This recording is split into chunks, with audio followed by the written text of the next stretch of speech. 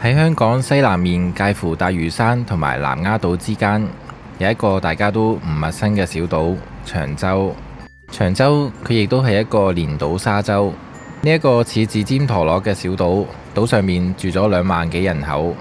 當地亦都有一個特別嘅文化，喺每年嘅農曆4月初8，長洲都會舉行一個好獨特嘅傳統活動——太平清醮，目的係為咗驅趕長洲島上面嘅瘟疫。呢一個活動有2個最大特色嘅節目：搶包山同埋飄色巡遊。每一次呢都會吸引咗好多嘅香港市民同埋外國嘅遊客專程慕名而來參觀。長洲太平清醮亦都係被列入第3批嘅中國國家級非物質文化遺產，係一個深受香港人同埋外國遊客喜愛嘅地方。嗰一度亦都係一個度假嘅勝地，每逢假日都會吸引咗一大批嘅遊客前往當地觀光遊覽，度過一個愉快嘅週末。俗語話長洲賓客人數多，除咗調返轉嚟讀之外，呢一個咁細嘅小島到底有咩吸引人嘅地方呢？不如等我哋一齊出發觀光遊覽一下啦！大家好，我係 David。前往長洲嘅方法非常簡單，住九龍區嘅朋友可以搭巴士去到尖沙咀碼頭，搭呢一個擁有懷舊歷史、盛載住無數香港人回憶嘅天星小輪，橫過維多利亞港，吹下海風，過對面海中環。喺坐船嘅期間，可以感受到晨光嘅朝氣，亦都可以遠望維多利亞港兩岸嘅繁華景色同埋獨特嘅建築物。享受完呢10幾分鐘嘅船程，我哋好快可以到達中環碼頭。落船之後，沿住海濱一路行到去中環嘅5號碼頭，呢度就會有一條開往長洲嘅航線。如果想爭取多啲時間遊覽晒成個長洲嘅話呢，建議大家早少少出門口。今次我就係坐8點鐘嗰一班船，普通渡輪船程大概60分鐘，高速船大概700個字可以到達，價錢就會貴少少。終於可以出發前往長洲啦！出海嘅感覺真係有一種旅行度假嘅心情啊！難怪咁多香港人都中意喺假日去到長洲計劃一個小嘅旅程。眾多漁船停靠嘅地方就係我哋嘅目的地長洲啦。落船嘅遊客非常之多，人頭湧湧。我哋終於抵達咗長洲，等我哋一齊行出去睇一睇啦！喺長洲碼頭嘅正面呢，係一間深受大家喜歡嘅麥當勞快餐店。長洲碼頭正正就係位於長洲島嘅中央位置。首先，等我哋一齊了解一下長洲島嘅地形先啦。喺碼頭嘅附近呢，有一張關於長洲嘅地圖。咁長洲呢，佢嘅外形就好似一個指尖陀螺咁樣，分為3個部分嘅，有北面同埋東西兩面。地圖上面亦都顯示咗3條嘅觀光路線俾我哋行嘅。咁東面呢，有一個東灣嘅泳灘，東面嗰一度呢，就係有最多打卡位置嘅地方。之後呢，都會帶大家遊覽埋北面同埋西面，遊覽一下出名嘅張保仔洞。了解完張地圖之後，事不宜遲，等我哋一齊觀光一下啦。嚟得長洲度假，陽光與海灘當然就係唔少得噶啦。入到嚟長洲度假嘅心情，大家一定非常期待去沙灘玩。所以第一站呢，我哋先會帶大家嚟到長洲嘅東灣泳灘。我哋呢太早到埗，有好多嘅鋪頭呢都仲未準備開，所以我哋第一站呢，先帶大家去東面遊覽一下各個嘅觀光點。行冇幾遠嘅路程，我哋終於可以到達長洲嘅東灣泳灘。等我哋一齊入去觀光一下啦。眼前呢一個呢，就係長洲嘅東灣泳灘，望住個海灘先會有度假假日嘅氣息。朝早嘅晨光投射到海灘，金黃色一片。由於太早嘅關係呢，人煙都比較稀疏，為呢一個沙灘添一份寧靜。咁由於呢一個沙灘呢，坐落喺度假嘅勝地，難免呢會積聚好多遊客遺留落嚟嘅垃圾，所以朝早都有好多嘅清潔工為我哋打掃呢一個美麗嘅沙灘。我哋要享受到呢一個美麗嘅沙灘，都要有賴呢一班辛勞嘅清潔工。享受沙灘嘅同時，我哋都要向呢一班清潔工致敬。呢一個沙灘呢，係度假勝地必備嘅元素之一，係長洲非常重要同埋熱門嘅景點之一。我個人對呢一個沙灘嘅品評就一般啦。因為旅遊區嘅關係，好難免會有好多嘅玻璃樽遺留咗喺沙灘上邊，遍地都係玻璃碎。沙粒呢就比較粗大，對比起我之前介紹嘅幾個美麗沙灘呢，差得多。但呢個沙灘位處旅遊區，交通方便，而且非常容易到達，風景都尚算優美，都係一個幾唔錯嘅沙灘。有一啲嘅度假屋呢係面向東灣嘅泳灘，咁一朝早起身可以望到一個咁靚嘅 feel 呢，心情都特別愉快。咁長洲呢一度除咗東灣泳灘之外呢，另一個出名嘅泳灘呢就係觀音灣啦，都係非常鄰近東灣，面向住大海，向右行幾步就到。面前呢一間呢就係長洲出名嘅酒店華威酒店，佢嘅賣點特色呢就係每間房呢都採用咗全海景陽台設計，提供咗一個招牌陽台全英式早餐，可以一路享受早餐，一路欣賞晨曦。走到沙灘嘅盡頭，旁邊會有一個路標。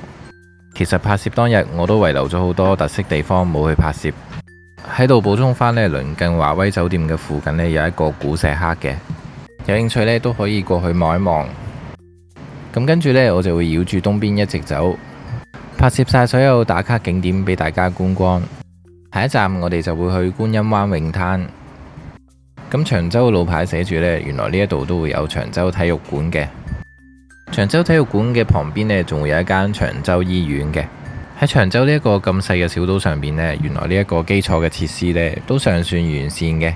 咁呢一度會有體育館啦、醫院啦、警署、消防局、學校、公屋、街市、超市、綜合大樓等等嘅基礎設施，可以照顧晒島上面居民所有嘅日常生活。而且有啲街名嘅命名呢都非常之特別，例如係長洲醫院路、長洲體育館路。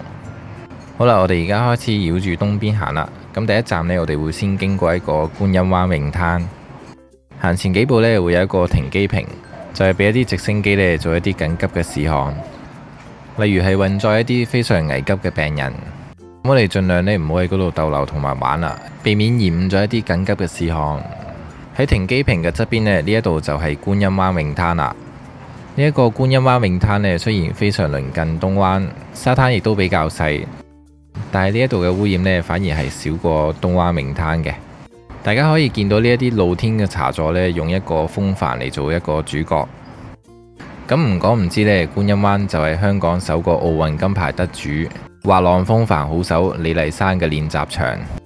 咁喺1996年亞特蘭大奧運之後呢，觀音灣旁邊呢個小公園就擺放咗一座滑浪風帆嘅運動雕塑，成為咗長洲嘅熱門旅遊景點之一。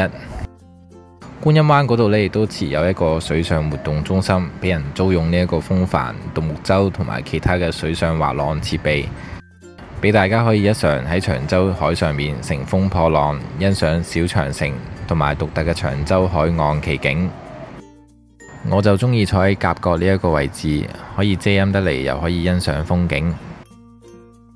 喺觀音灣泳灘嘅中間位置左右呢，有一條小路可以通去小長城。下一站我哋就會沿住呢一條小長城，探尋一啲獨特嘅奇岩怪石打卡熱點。我哋沿住呢一條小山路直上，呢條路呢都算係長洲唯一一條嘅行山遠足路線，而且有多處嘅觀光點。我哋走到去十字路口嘅位置呢，左手邊會有一條小路可以通去觀音廟。一場嚟到都要入去參觀一下。日久失修嘅關係呢，連門牌呢都已經甩晒色啦。長洲島上面有好多嘅廟呢，呢一個觀音廟呢都唔算係好突出嘅觀音廟，但係每一間廟呢都有佢嘅故事同埋祈求嘅嘢。大家呢可以不妨了解一下佢哋嘅歷史。通常島上面嘅廟呢都係為咗祈求出入平安。睇完呢一個觀音廟呢，我哋去返十字路口嘅位置，有一個路牌。根據路牌嘅指示呢，我哋下一站就係去小長城。我哋跟住路牌嘅指示向上行啦。咁喺呢個小長城上邊呢，一共有15個觀光石頭嘅景點。由呢一度行到去終點嘅玉璽石，所需嘅時間就係32分鐘。由於時間關係呢，我都冇辦法揾晒所有嘅打卡景點出嚟啊。咁淨係拍攝咗一啲最重要、最突出嘅一啲石頭俾大家睇。其實我都好推薦呢一條小長城俾大家嚟到長洲嘅時候郊遊行嘅。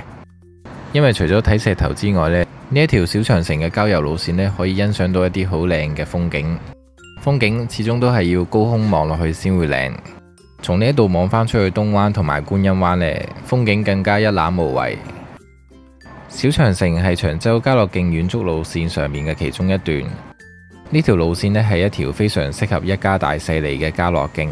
咁沿路呢都可以觀賞到長洲壯麗嘅海岸景致，同埋一啲形態獨特嘅石頭，例如花瓶石、人頭石。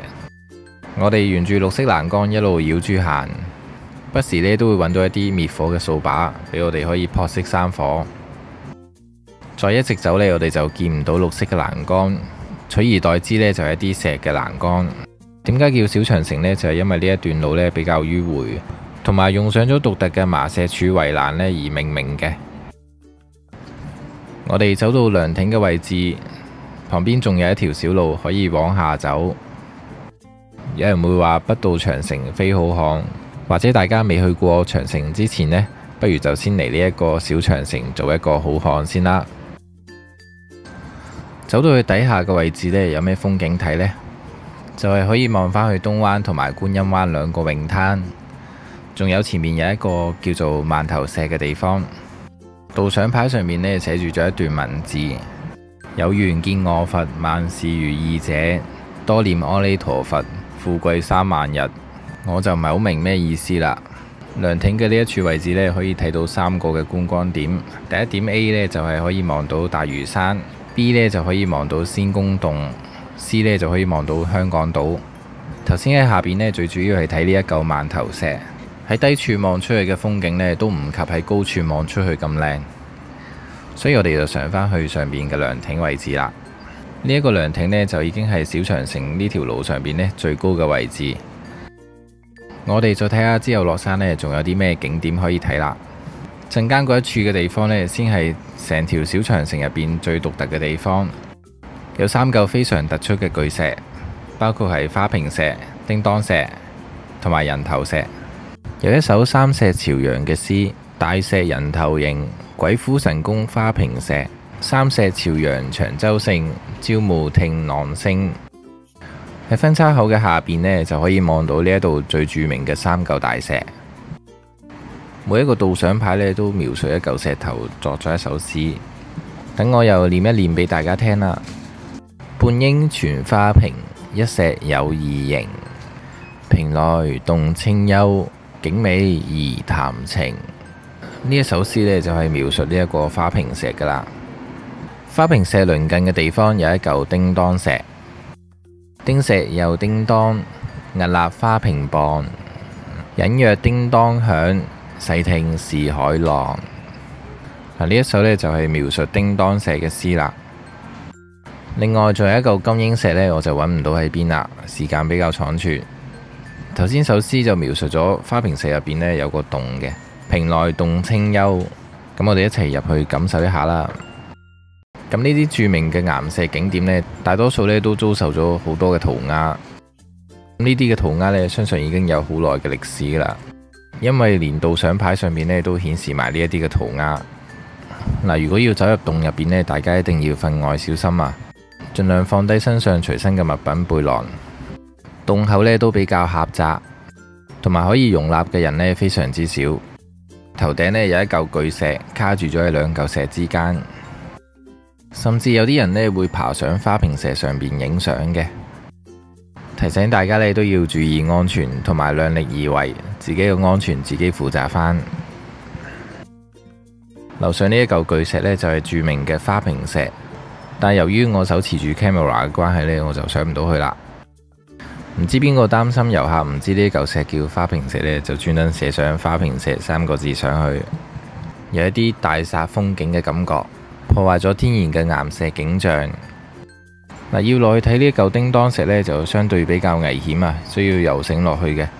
可以睇到呢2個釣魚人士呢都非常狼狽。影相還影相，大家一定要注意安全。睇完呢3嚿石呢，我哋就行返去原先嗰條路上邊。剛才睇嘅嗰3嚿石呢，其實就係小長城入邊最主要嘅3嚿最值得打卡嘅景點。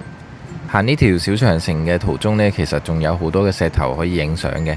譬如係呢一嚿大象石，呢度呢就會有人頭石可以望到，咁仲有老鼠石、瑞鶴石、餓貓石等等等等。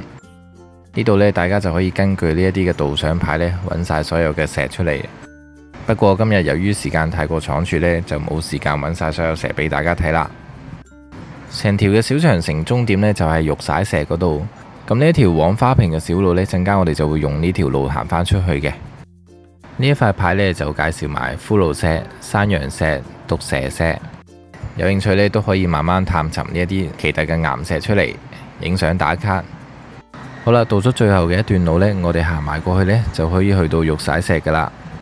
呢一段路呢，全長都只係用咗32分鐘，係一條唔算係好高，而且非常平坦舒服嘅一條行山路線。如果大家想嚟長洲玩，而且又想嚟郊遊嘅話呢，就不妨可以選擇呢一條小長城嘅郊遊路線。我哋終於到達咗呢一嚿玉璽石啦。不過呢一嚿玉璽石呢，始終都係俾人塗鴉咗。呢嚿玉璽石呢，亦都有一首詩嘅：崖門第遇害，不幸生末代。宋亡徙今在，憑弔多感慨。雖然玉璽石呢，就係小長城嘅末端，不過如果有興趣嘅話呢，都可以一路延伸走落去，仲有3嚿石可以揾到。同大家郊遊完、介紹完呢一個小長城之後，我哋又去下一個地方啦。我哋去返頭先往花坪嗰條小路，一路走上山。沿住綠色欄杆呢一條路一路往上走，跟住落嚟我哋將會去嘅地方呢，就係呢一度另一處嘅景點南氹灣。嗰度有一間南氹觀音台同埋天后宮，而且南面嘅景色呢非常之優美啊，絕對值得介紹俾大家過去觀光一下。我哋喺分叉口繼續直行往花坪，我哋穿過茂密嘅樹林，經過花坪山莊。去到分叉口嘅位置，繼續直行呢，就可以出返去海旁嘅位置，去返長洲嘅中央大街。而左轉呢，就可以去到南氹灣，大概20分鐘左右。離開花坪山莊，我哋開始落斜，行冇幾遠呢，我哋好快可以望到長洲南面嘅一個海景。長洲南面一望無際嘅海景，比起繁華嘅東面呢，寧靜得多。之後嘅路呢，我哋一路向住落斜嘅方向走。長洲南氹灣係一個比較少人嚟嘅地方，所以呢一度呢，有一啲遠離塵世嘅感覺，亦都係一啲釣魚人士嘅理想地方。喺途中我哋會經過一座好靚嘅建築物，呢一座係慈幼正修院。經過埋呢一座慈幼正修院，繼續向下走，好快我哋就可以去到南氹灣啦。長洲南面嘅海域呢，冇咁多工業同埋貿易等等嘅人類活動排放出嚟嘅廢水同埋污染，所以南面嘅水質呢都相對乾淨。終於到達咗呢一個凹咗嘅位置，就係南氹灣啦。咁呢個地方呢，相對上比較寧靜，環境清幽。我自己呢，就唔係咁中意啲多人嘅地方，呢個地方就啱晒我啦。清涼得嚟，又可以睇下魚游水。到達咗南氹灣呢，呢度仲有一間天后廟。呢間廟呢，係長洲3座嘅天后廟其中一間，亦都係最寧靜嘅一間。咁通常嚟得長洲嘅人呢，都會逗留喺中央嘅大街上邊吃喝玩樂，就會比較少人會嚟呢度參觀，所以先可以令呢度變得更加清幽。南氹灣呢度亦都會有一個小小地嘅沙灘仔，可以俾我哋浸水、嬉水。身處呢一度呢，真係有一種悠閒嘅感覺。如果你都係中意一啲清幽嘅地方，我覺得南氹都係一個值得嚟嘅地方。終於到達咗長洲3大天后廟之一，最寧靜嘅一間天后廟。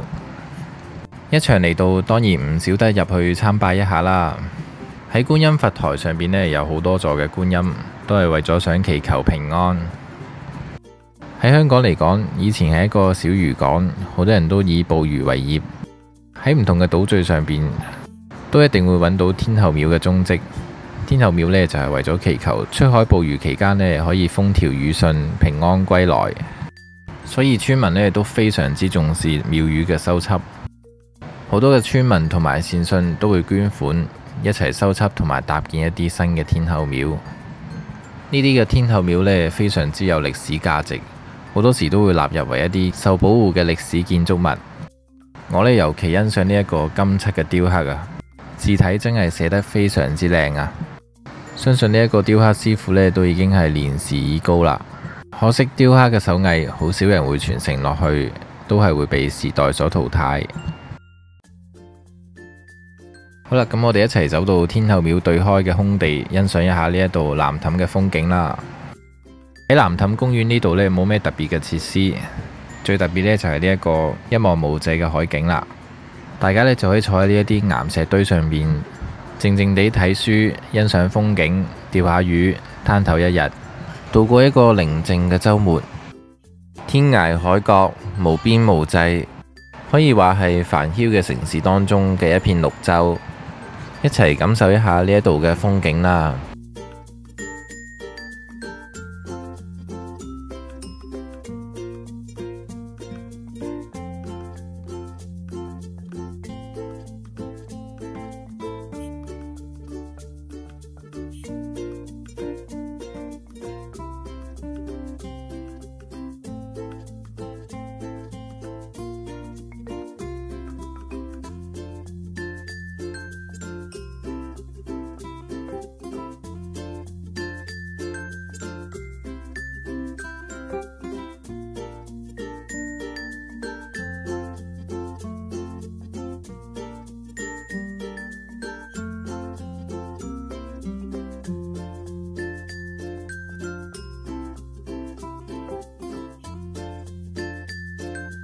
休養完之後，又係時候離開藍凼，返去市區啦。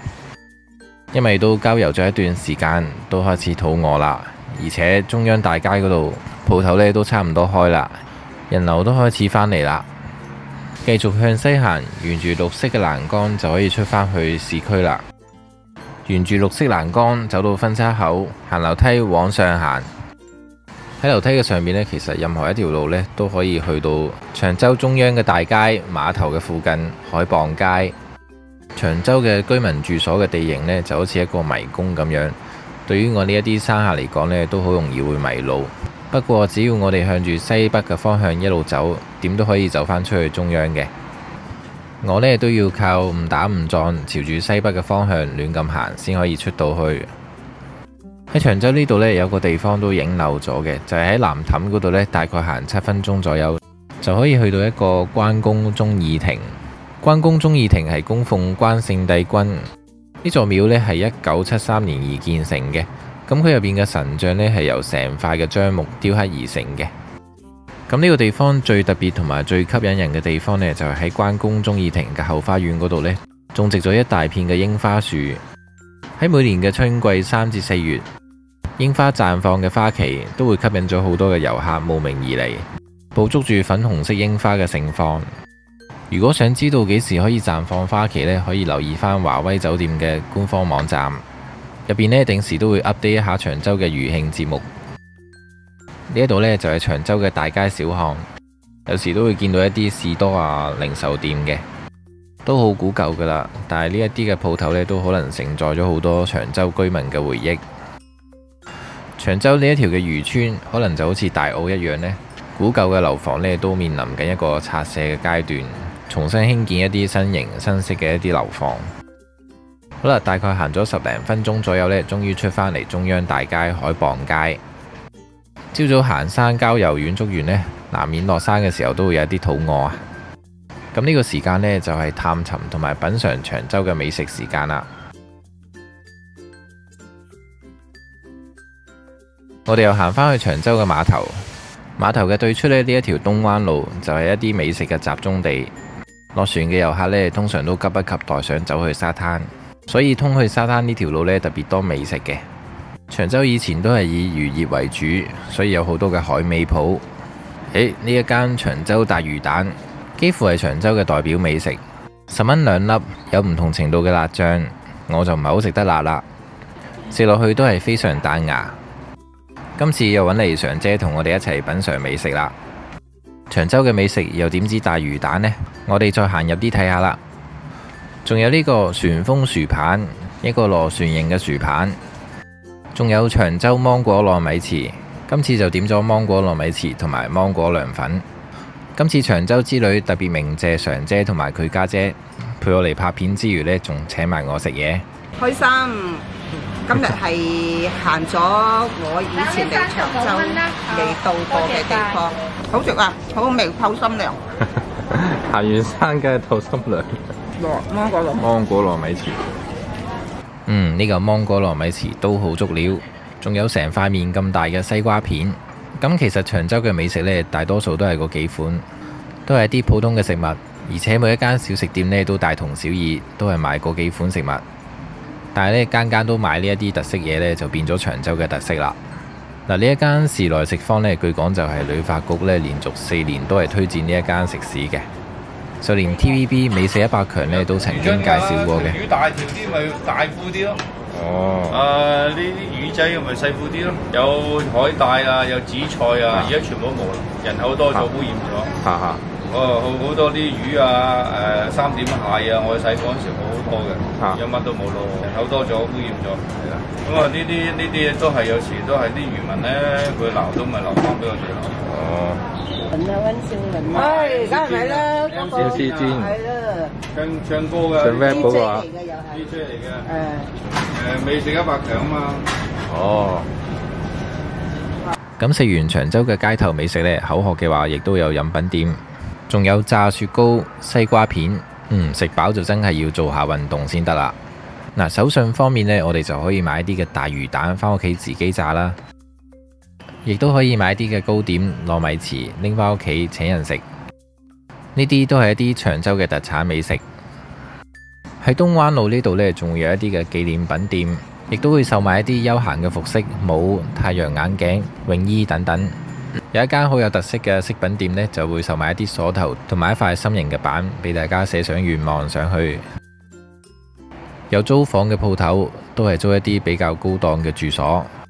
面向東灣向海嘅酒店，艾寶餐廳就係售賣一啲比較休閒飽肚嘅食物。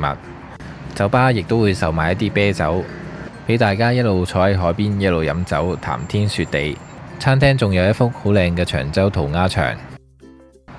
仲有一幅最近新興嘅景點長洲連儂牆，不過似乎居民就唔係咁中意啦，所以都奉勸大家唔好立亂整污糟人哋屋企埲牆啦。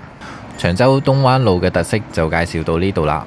嚟到長洲講到特色嘅節目，當然就係唔可以唔提呢一個長洲太平清醮。長洲太平清醮係香港獨有嘅民間節慶，喺每年嘅農曆4月初6至到初8期間呢，長洲呢度呢就會舉行全年最盛大嘅節目太平清醮。咁對於佢嘅起源呢，眾說紛紜。咁比較官方嘅講法呢，就係佢嘅起源呢，就係源自清朝中葉，當時島上面嘅瘟疫為患，島上嘅居民恐慌之際就群集咗喺北帝神前，誠心祈求消災解難，充分發揮咗島上居民團結互助嘅精神，最後瘟疫就得以消除。自此之後呢，呢一個祭祀嘅活動就演變成為1年1度嘅太平清醮啦。咁所以擁有200年歷史嘅北帝廟呢，就係每年嘅長洲太平清醮重要嘅祭祀場地，亦都係一個緊張刺激搶包山嘅比賽場地。講到太平清醮，有2個最大特色嘅節目，包括係搶包山同埋飄色巡遊，每年呢都會吸引咗好多香港嘅市民同埋外國嘅遊客專程慕名而來參觀。搶包山呢，北帝廟前面呢就會搭建咗3個掛滿晒平安包嘅包山來到祭祀嘅。咁居民相信呢一啲包呢就可以保一家嘅平安，所以醮後每一個盛事呢都會派人搶包。後來呢就發展成為搶包山比賽，成為咗太平清醮最緊張最精彩嘅餘興節目之一。另外飄色呢就係源自居民過往呢扮神明出巡驅除神鬼嘅習俗。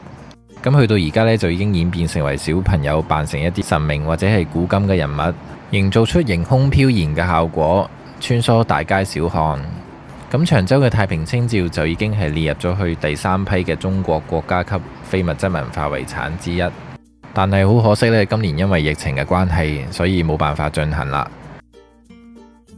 好啦，介紹完呢度嘅美食同埋文化之後呢，去行一行呢一個北社海傍路。喺碼頭嘅附近呢，就可以揾到一啲相對廉價嘅度假屋，亦都有實地嘅圖片可以睇到。喺北社海傍路嗰度呢，仲會有好多嘅首飾精品同埋紀念品可以買得到。紀念品方面，當然係唔少得嘅係呢一個長洲嘅平安包。首飾店呢，有林林總總關於平安包嘅首飾，咁譬如係呢一個夜光包啦、平安包嘅啷啷、平安包嘅箍筍。不過平安包呢一個字樣商標呢，其實都好具爭議嘅。無論點都好啦，都係想求個平安同埋開心啫。一路向北走，岸邊呢都停靠咗好多密密麻麻嘅漁船。咁唔講呢，都爭啲唔記得咗長洲其實係一個以漁業為主嘅小島。所以嚟得長洲呢，另一個焦點呢，梗係要嚟品嚐一下呢一度嘅海鮮大餐啦。我哋呢走到去北社嘅海傍路末端呢，嗰度就會有好多林林總總嘅食海鮮大排檔。其實都係非常之抵食嘅，因為你10個人呢就揀10樣餸啦，除花紋每位呢都係80零蚊，就可以品嚐到10碟嘅海鮮，真係睇見都流晒口水啊！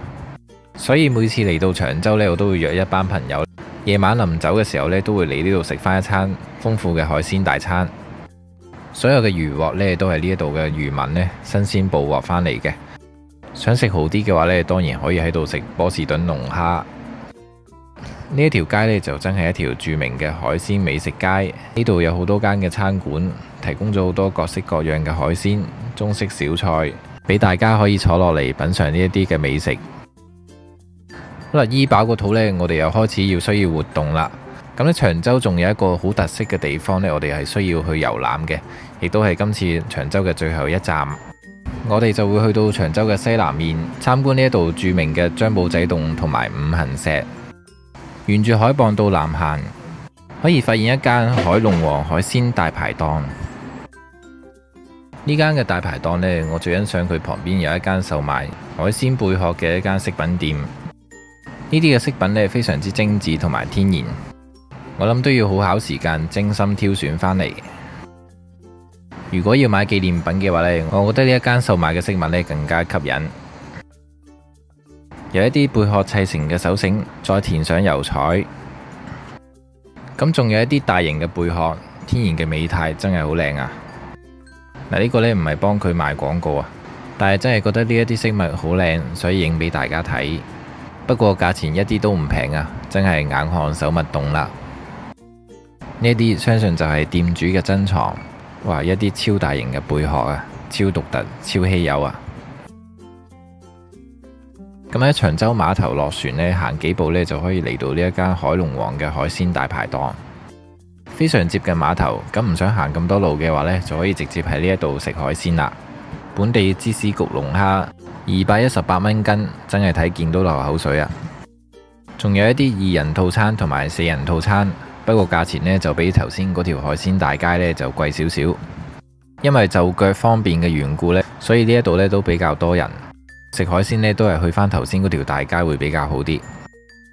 而想食平啲嘅話呢，可以行入內街啲小巷呢，揾一啲茶餐廳嚟用膳。好啦，行咗咁耐，可能大家都會發現長洲入邊呢一架車都冇。喺長洲入邊呢，除咗一啲小型嘅運輸服務、緊急服務嘅車輛，譬如消防車、警察車同埋救護車之外呢，長洲係冇任何嘅陸路交通可以提供嘅。長洲各個地方呢都唔難發現呢一啲租賃單車嘅店鋪，居民呢就係借咗呢一啲嘅單車代步，穿梭島上面嘅大街小巷。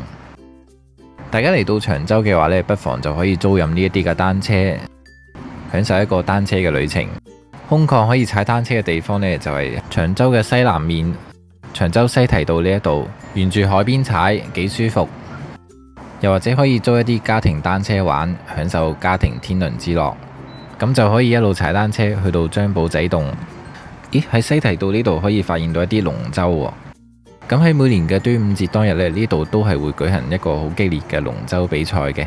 咁今年嘅比賽呢，就會喺6月25號舉行，但係就要務必提前預購賽事嘅門票。希望到時嘅疫情可以受控，賽事可以如期。我哋沿住海邊行到篤篤就可以見到呢一個門牌，我哋就可以從呢一度上山探尋張保仔洞。喺上邊亦都可以揾到一間西灣天后廟，不過今日都去咗好多間廟宇，所以就唔去啦。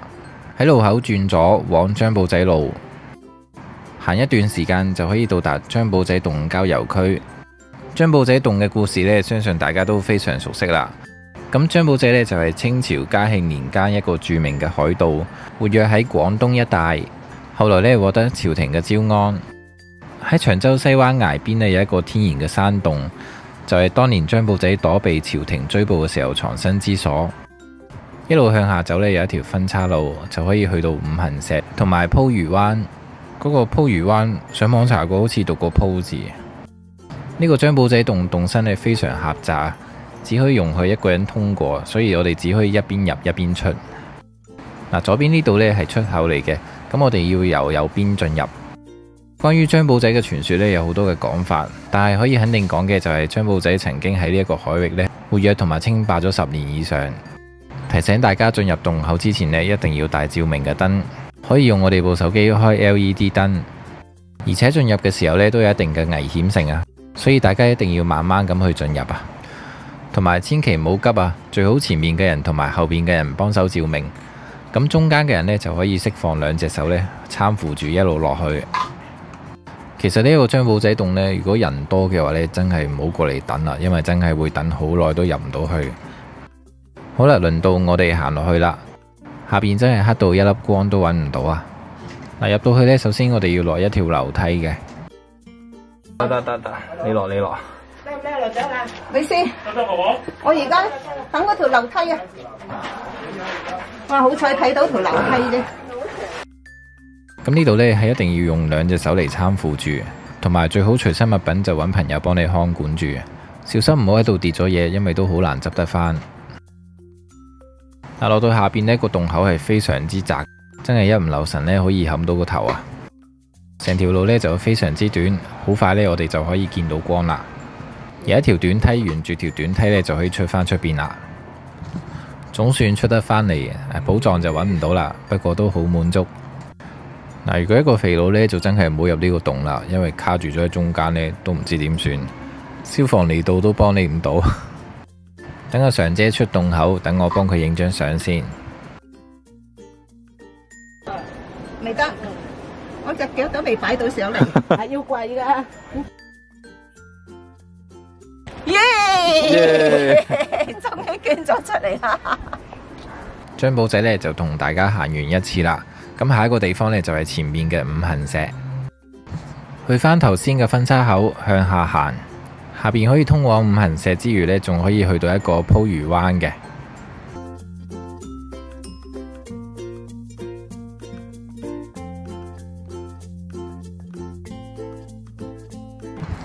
喺下邊呢，可以揾到一啲綠色嘅欄杆，沿住綠色嘅欄杆一路行。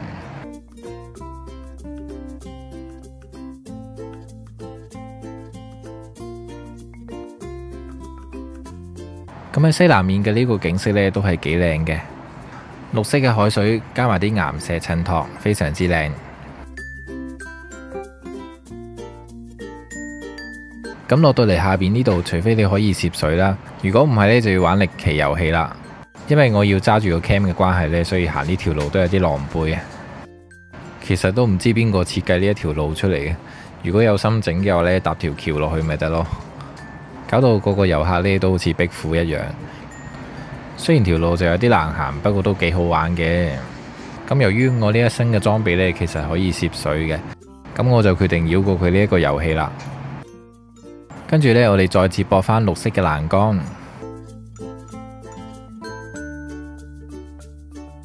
一路沿住樓梯向上走，就可以到達咗五行石啦。呢一塊超級巨型嘅石頭呢，就係五行石其中之一嚿。咁石上邊已經係留有非常之多嘅塗鴉啦。咁希望大家呢，可以多啲保育呢一啲嘅石頭。示愛呢，就要親口講嘅，就唔好喺嚿石頭度示愛啦。五行石呢，前邊有3嚿，後邊呢有2嚿嘅，都係一啲超級巨型嘅石頭啊。五行石最大嗰一嚿呢，坐落咗喺山崖嘅邊緣啊，遠睇呢，就好似就嚟跌落海入邊一樣啊。遊走喺五行石之中呢，就好似置身於武俠小說嘅石陣一樣。咁除咗五行石之外呢，對出嘅呢個崖邊呢，都係一個好靚嘅景色啊。由高處俯瞰落去，都係一片好大片平滑嘅岩石。下邊呢，已經企滿咗相當多嘅釣魚發燒友。呢個位置呢，亦都係釣魚人士至愛嘅釣魚位置。要小心五行石呢度附近呢，周圍都佈滿咗呢一啲帶刺嘅仙人掌嘅，好難得可以睇到仙人掌可以開花嘅。好啦，欣賞完五行石呢，我哋又去下一個最後嘅地方啦，鋪魚灣。有一條小路呢，可以走出崖邊欣賞風景嘅。呢度就係天涯海角嘅長洲啦。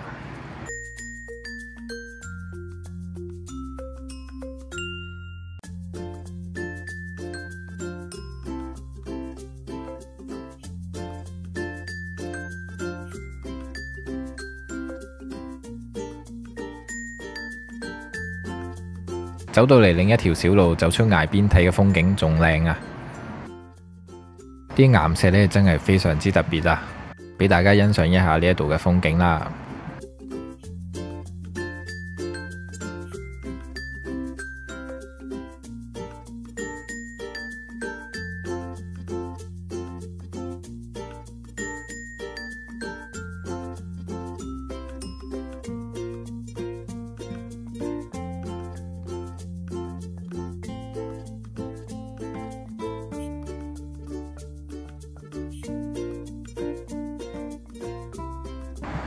最後落山走到末端，我哋終於到達咗鋪魚灣啦。呢個係一個比較少人嚟嘅小沙灘仔。咁呢一度呢，都係長洲嘅最後一站啦。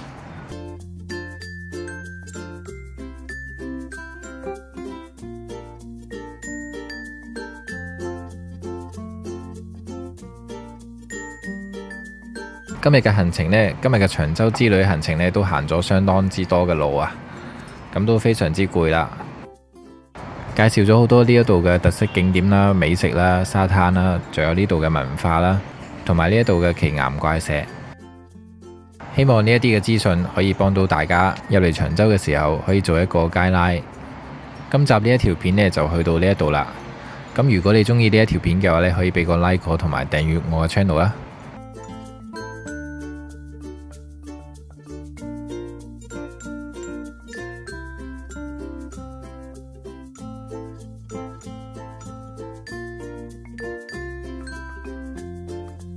喺張保仔山下呢，有一架漁船呢，可以坐返船去返長洲碼頭嘅中央嘅。船費呢，每位10蚊，咁就可以好快可以返返去長洲碼頭搭船離開啦。